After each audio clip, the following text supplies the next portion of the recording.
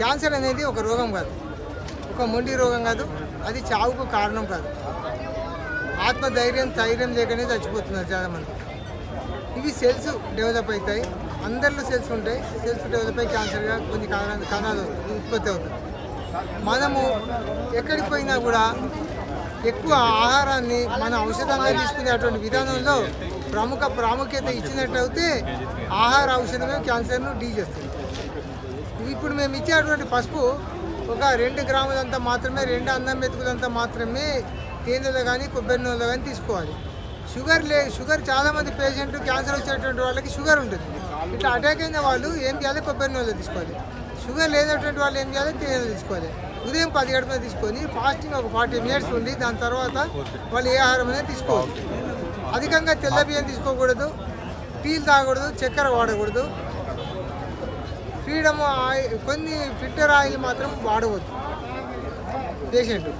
తర్వాత కొబ్బరి నూనె ఇవన్నీ తీసుకున్న తర్వాత కూడా తను ఏం చేయాలంటే ఆహార నియమం లోపల అశ్వగంధ, తులసి, అలోవెరా, తులసి ఈ కషాయాలు వాడాలి. మెరూన్ కలర్ పండు తినాలి, కుండలో వండుకోవాలి. అరికలు, ఊదలు, నల్ల బియ్యం ఈ 3 మాత్రమే వండుకొని గంజి తాగాలి, ఫర్మెంటేషన్ చేసి ఉదయం సాయంత్రం ఉదయం. తర్వాత కూల్ డ్రింక్స్ తాగకూడదు, టీలు తాగకూడదు, నెత్తికి రంగు వేసుకోకూడదు, అధికంగా ఫోన్ పట్టుకోకూడదు. రాలాకు యొక్క కషాయం తాగవచ్చు, జామాకు యొక్క కషాయం తాగవచ్చు. స్థైర్యాన్ని కోల్పోకుండా అది ఒక ఔషధంగా పేషెంట్ని చూసుకోవాలి. పేషెంట్ అనకూడదు, సో అతన్ని చూసుకోవాలి. తర్వాత ప్రధానంగా ఫైనల్గా చెప్పేది ఏంటంటే, పైనాపిల్ ఏదైతే ఉంటుందో దాన్ని కట్ చేసుకొని 1 లీటర్ నీళ్ళలో ఉడకబెట్టుకుని 1/2 లీటర్ నీళ్ళు తాగితే రోజు 3 సార్లు తాగాలి క్యాన్సర్ పేషెంట్.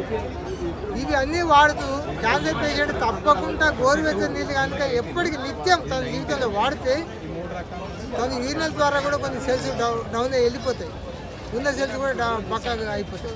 కాబట్టి తప్పకుండా హీట్ వాటర్ ప్రతి ఒక్క రోగానికి హీట్ వాటర్ వస్తుంది.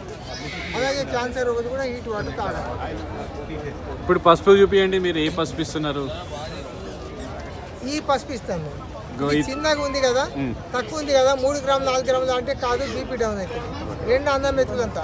ఈ తక్కువ అయితే కూడా మళ్ళీ మాకు మేము ఫోన్ నెంబర్ ఇస్తాము. తర్వాత తెప్పిస్తే మేము అల్ఫా హోటల్ దగ్గర కానీ, సికింద్రాబాద్ కానీ, అట్లా కానీ, ఉప్పల్ కానీ వస్తే ఇచ్చేస్తాం ఫ్రీగానే. అతను ఎన్ని రోజులైనా వాడని, ఎన్ని నెలలైనా వాడని. దాదాపు మా దగ్గర ఉన్న క్యాన్సర్ పేషెంట్ సాగు బతుకుల మధ్య ఉంటే బయటకు వెళ్ళకూడితే ఇవాళ కాశీలో స్నానాలు చేశారు నిన్న ఇవాళ. సో వాళ్ళు బట్టలు పట్టుకొస్తామన్నారు. బట్టలు ఇట్లా ఏమొద్దామా, మీకు ప్రతిఫలన ఆశించేది లేదు, మీ బట్టలు మాకు వద్దు, మీరు చల్లగా ఉంటే చాలు, మీకోసమే మేము పనిచేస్తున్నాం. అలాగే మేము 22 రకాల పసుపులు పండిస్తాము. అందులో ప్రధానంగా అన్ని రోగాలకు పనికొచ్చేటువంటి పసుపులు కూడా మనం కూరలోకి ఇస్తున్నాం. 18 రకాల పసుపులు కూరలోకి ఇస్తున్నాం. ఒక రకం పసుపులు ఇంటర్నేషనల్ మార్కెట్ అంటే America, Malaysia, Singapore, Taiwan, Dubai, కెనడాకి పోతుంది. చాలా పసుపులు కూడా చూడండి, చాలా అద్భుతంగా ఉంటాయి. చాలా ఉదాహరణ ఇప్పుడు మీరు ఒక గడ్డ ఇది పట్టుకున్నారు, ఇది రావడానికి భూమి ఎంత బలాన్ని ఇవ్వాలి, ఈ వచ్చేటువంటి బలమైన పసుపు ఎంత బలాన్ని మనకి ఇవ్వాలి. సో ఇందులో కుర్కుమి శాతం ఎంత ఉండాలి. ఈ పౌడర్, టీ పౌడర్ పనికి వస్తుంది, యాంటీ క్యాన్సర్గా పనికి, షుగర్గా పనికి వస్తుంది, యాంటీ HIV అన్ని రకాలుగా పనిచేస్తాయి. అంటే ఇలా పండిస్తే రైతు, ఏ రైతు అయినా నా పసుపే కాదు, ఏ భూమిలో పండించినా భూమి గొప్పది, రైతు గొప్పవాడు కాదు. మీ ప్రకృతిలో చేయబట్టి ఇప్పుడు 18 సంవత్సరాలు అయిపోయింది. Thank you friends.